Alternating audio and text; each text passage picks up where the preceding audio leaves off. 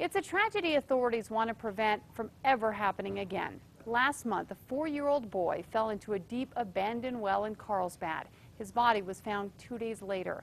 Now they've discovered that well is just one of many that pose a danger. Gabrielle Burkhart reports. A memorial sits next to the fence surrounding the well where 4-year-old Samuel Jones' body was found. Last month, crews pulled his body out of the 32-foot well in his neighbor's backyard. The area where crews worked for hours to recover the body of 4-year-old Samuel Jones is now covered. But the tragedy surrounding his death has city officials working to prevent something like this from happening again.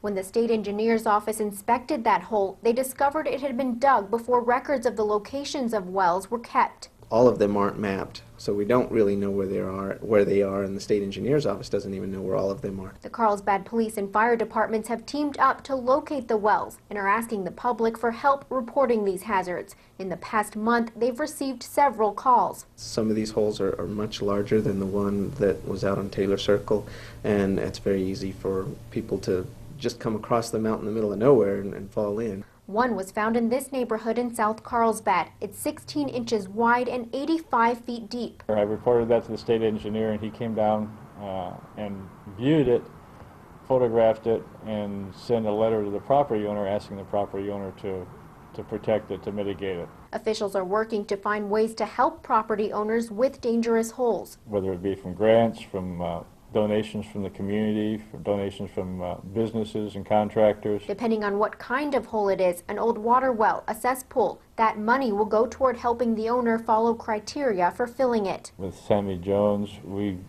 the awareness has been heightened, and the criticality of these issues have reemerged, and we really need to address them as fast as possible. And the goal, they say, is to protect the public and possibly save a life. In Carlsbad, Gabrielle Burkhart, KRQE News 13.